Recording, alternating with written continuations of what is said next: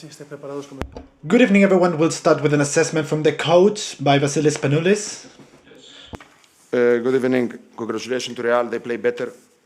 They are in great shape right now. Maybe for me, is if not the best, one of the best team in Europe right now. They find it, and they have 5 consecutive wins.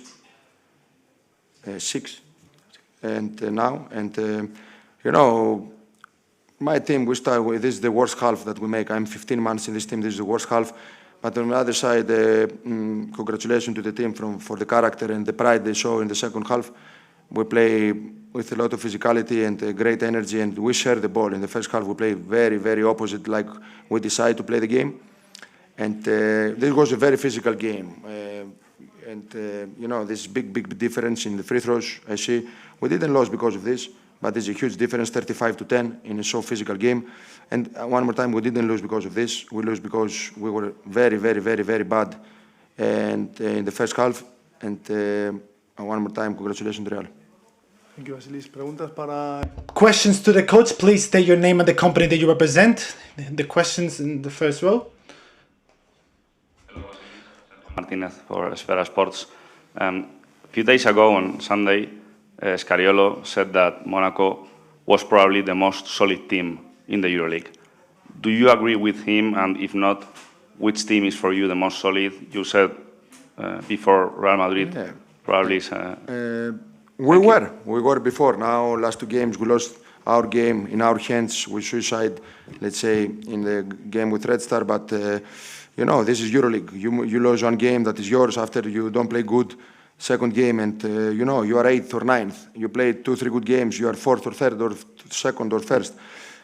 Right now, for sure, no. After 2 losses, for sure, we make 2, you know, losses. And look, Hapoel Tel Aviv is playing for the beginning of the year. They're first in the EuroLeague, and they didn't make big run of losses until now. So, but right now, like basketball-wise, I think Real Madrid, Olympiacos, they play in a very, very high level right now. So every month, you see, we change. It changes who play better and who is the favorite. But right now, we have to fight for the playoff spot. And before 1 week, we were maybe favorite to be 1st or 2nd in the EuroLeague. But now we have to fight for our playoff spot. Yeah. Janona, newspaper L'Equipe. Coach, can you try to explain why it was so difficult in the first half? Was it the defensive game plan of Real, or was it the lack of energy on your part? Look, same thing. They play in first half, same thing they play in second half. And same team play in second half, same team play in first half. So it's about mental preparation. It's about how you go to the game, how you go to the defense, how you go to the contacts, how you share the ball. First half we play very individual. Second half we play normal. We can have more assists in second half. We have 9, 8, but we can have 12, 13 if we make some layups or some shots. We play our normal basketball. First half we play very individual, very soft in defense, very sloppy. This is not what I like. This is not my philosophy. This is not what I like to see from my team in first half. This is totally different than my philosophy about basketball. Yes. Hi, Vasilis. Victor Gomez, Madridista Real. I want to ask you because, as you said, this has been a tough week for you with 2 losses, one especially on your home. And this has been a tough first half, as you said. What did you get from the second half that can help you on having best match days in the upcoming weeks? Thank you. Look, we will keep our second half for the remainder of the season, because this is the way we have to play. With sacrifice, don't care who score, play correct basketball, stay aggressive and play great defense, cover each other. This is normal team, what we played before when we make this run of the 6 wins.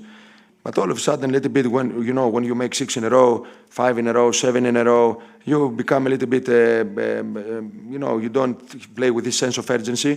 And like we did it also with Red Star. And after it's difficult to come back. So now we have to relax, to fix our mind, everybody to look himself in the mirror, to talk like a team, to talk between the players, me and the players, and again to start to play like we know to play.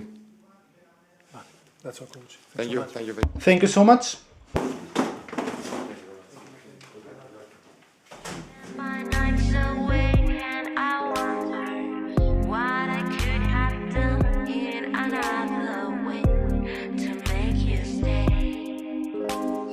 Reason will not reach us.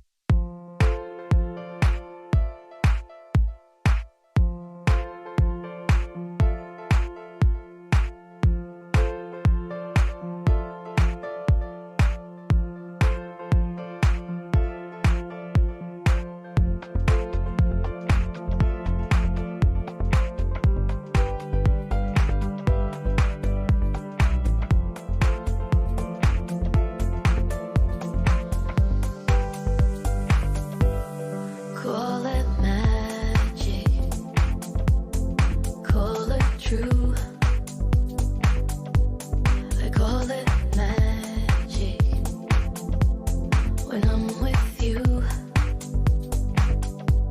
And I just got broken into two. Still I call it magic when I'm next to you. And I don't, and I don't, and I don't, and I don't. No, I don't, it's true. I don't, no, I don't, no, I don't, no, I don't want anybody else but you. And I don't, and I don't, and I don't, and I don't. No, I don't, it's true. I don't, no, I don't, no, I don't, no, I don't want anybody else but you.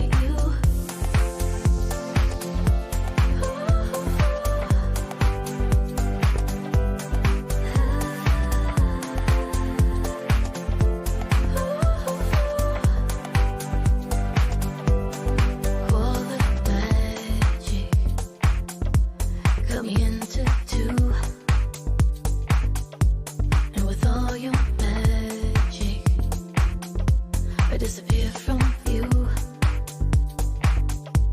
And I can't get over, can't get over you.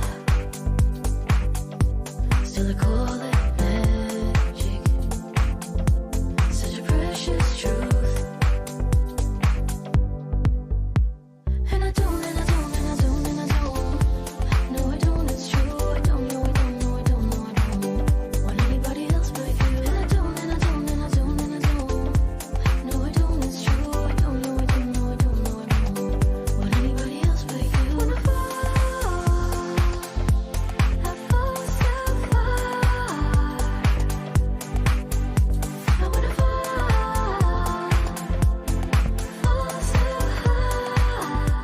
high. Good evening once again. We'll start with the Real Madrid press conference, first with an assessment from the coach and then questions by the journalists. Buenas noches. Bueno, Good evening, everyone. muy buen partido. It has been a great game, very important one against a tough opponent who has proven that in the second half with such an intensity, with how great were they fall in their shots and all the intensity that they put on the court. La primera parte ha sido extraordinaria. Obviously, the first half was outstanding. Tenemos que ser, obviamente, orgullosos de We have to be proud of how the team is growing and working. You see you see all the work being done, but sometimes there are people thinking that a team just wakes up in the morning and do all this stuff, but it's obvious that this is a reward, a consequence of the daily job that the players are putting up. Obviously, we expected a reaction from Monaco because they are a great team with such a great player and with a great coach as well. Obviously, we've turned the tide on our side and we've maintained that comeback attempt, but we've also missed some free throws, and that's aside from the quality and the aggressiveness that they've injected onto the second court. And maybe that was the reason, as it was logical, that the advantage that we had was diminished, and we also missed Theo Maledon because he's such a great player in these situations of controlling the pace and his ability to control and penetrate into the paint, which was really key in the first half when you think about it offensively. But obviously we are happy. We know that we cannot maintain this through so many weeks. There will be some low moments, but the most important thing is that we are now softening all the peaks and whenever we fall, that we are prepared so that we can compete back up. We'll start with the questions. Please state your name and the company that you represent. Hi, a question by Real Madrid Television. Good evening, Sergio. Congrats on the win. 6th win in a row in the EuroLeague. I know that you don't like talking about winning streaks or losing streaks, but how is your level of confidence seeing all that tranquility and calmness that your players step onto the court? Well, we are training very well. and we know where we can go.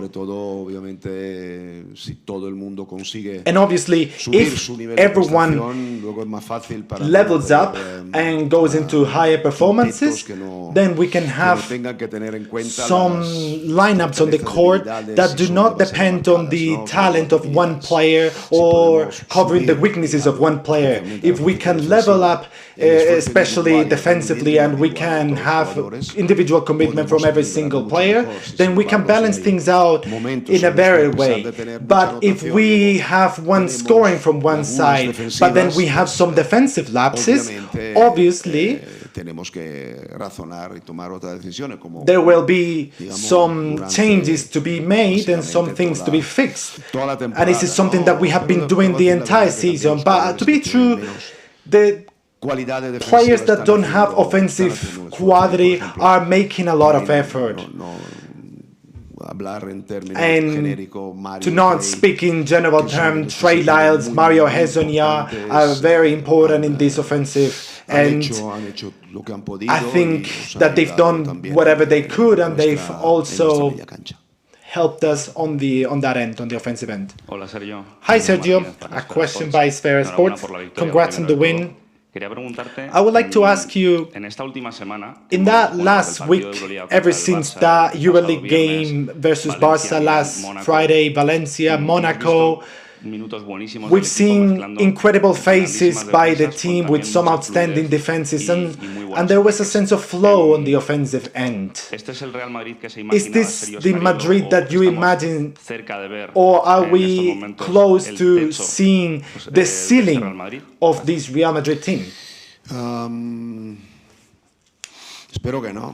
I hope not, because it is not the moment. In January, it's not the moment to play within your ceiling. That would be a disaster if we would be at the highest of our performances. But against Fenerbahce, Olympiacos, we played better. Versus Barcelona, in Barcelona, we played better than this. I think those are better performances than the ones that we played recently, although obviously there were some great performances as well. Hi Sergio, a question by EuroHoops. Congrats on the win. I would like to ask you about defense, because there were some defenses in a row where Real Madrid were being scored 100 points and now they have been reduced. Do you think that this has been the key to get the wins? Well, I think I've repeated that many times. I think that the points being scored against are not the criteria to assess the offensive progress from a team. It is not like that for professional and experts. I think maybe the people in the stands, if we are scored 100 points, then it's not a good defense, or 100 points, we scored that and it's a great offense. They don't see the percentages, they don't see the rebounds and the turnovers. Those are the criteria for great and real defense.